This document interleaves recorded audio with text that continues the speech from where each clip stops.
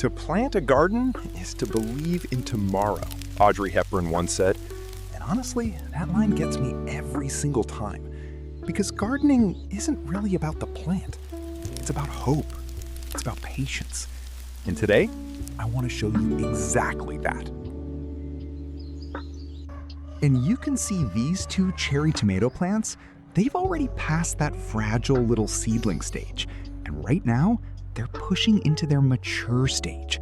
This is actually one of the most important transitions in a tomato plant's life, because everything you do from this point forward is going to determine whether you end up with a plant that's tall, leafy, and produces almost nothing, or a plant that's strong, productive, and absolutely loaded with fruit by the end of the season. So we're going to start with an onion. But the part we actually care about here is the outer skin, the outer layer. And if you want to channel your inner Shrek for a second, onions have layers. And it turns out those layers are exactly what your tomato plants have been waiting for. Because that outer skin isn't just something you peel off and throw away. It's actually packed with nutrients that most people have no idea about. The skin contains quercetin, which is a powerful antioxidant, along with natural sulfur compounds and trace minerals like potassium.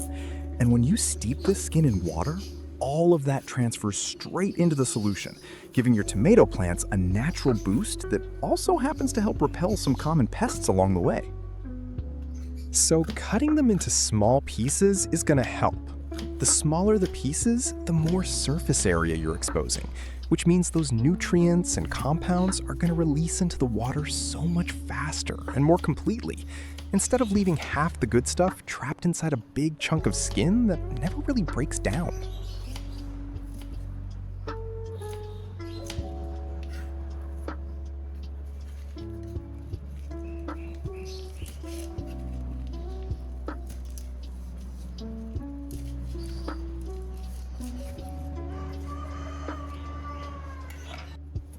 Then pack them all up into a jar.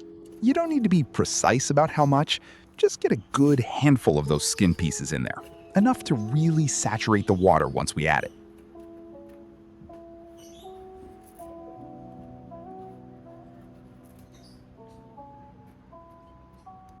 Now fill the jar the rest of the way with hot water. Not boiling, just hot, straight from the kettle is perfect. And the reason we're using hot water here instead of cold is because heat speeds up the whole extraction process. It breaks down those onion skins so much faster, and that means all those beneficial compounds, the quercetin, the natural sulfur, everything that skin is holding onto gets pulled out into the water so much quicker and more completely than if you just let cold water sit there for hours, barely doing anything.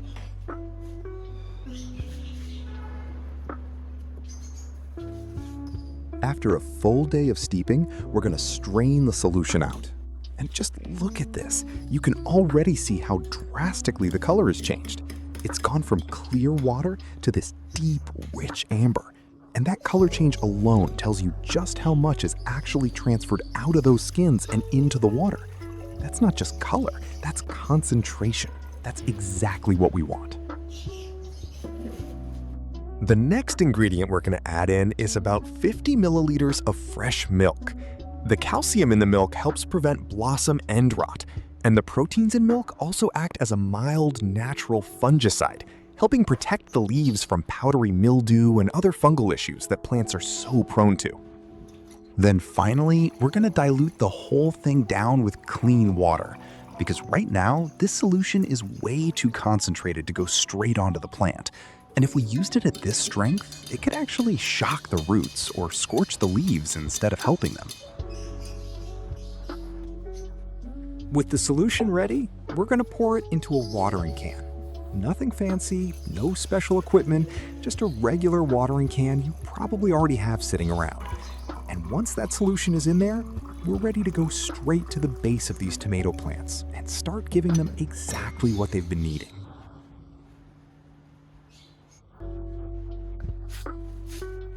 But before we can actually apply the solution, there's a couple of things we need to do first, and it starts with loosening the soil.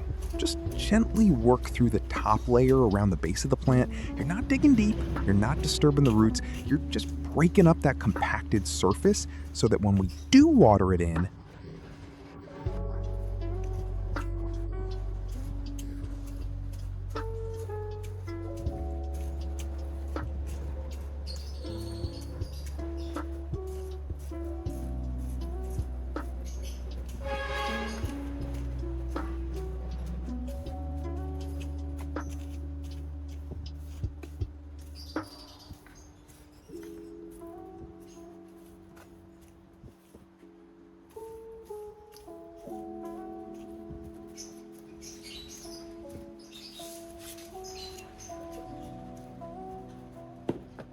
then scatter a handful of crushed eggshells around the base of the plant. Think of this as a slow-release calcium boost. Over time, it breaks down and feeds calcium straight back into the soil.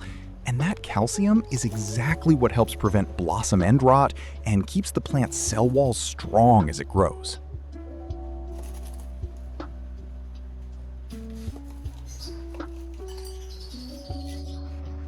Finally, water around the base of each plant. Go slow. Don't just dump it all at once. Pour it in a steady circle around the stem so it has time to soak evenly into the soil instead of running off to one side. And as it works its way down through that loosened soil and past the eggshells, it's carrying everything straight to the roots. The calcium, the quercetin, the sulfur, all of it, exactly where the plant needs it most. This is also a good point to talk about routine, because a single treatment isn't going to do much on its own. This is something you want to build into a regular habit. Doing this once every couple of weeks is enough to keep feeding the plant consistently without overdoing it. And consistency is really the whole secret here.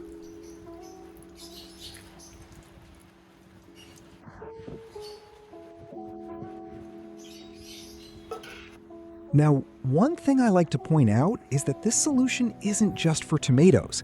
The same onion, milk, and eggshell mix works well across a lot of other fruiting and flowering plants too. Just keep in mind the strength should change depending on what you're feeding. For something like peppers, which are pretty similar to tomatoes, you can use it at the exact same strength we made today. For something more delicate like roses, you'll want to dilute it down even further. Maybe double the water, since rose roots are a lot more sensitive. And for something hardier like cucumbers, you can actually go a little stronger, since they're heavier feeders and can handle it. So it's less about one fixed recipe and more about reading what your plant actually needs. And there you have it, a simple onion, milk, and eggshell solution made entirely from things you probably already have sitting in your kitchen. If this helped you out, a like and a subscribe means the world and helps me keep making videos like this. I'll see you in the next one.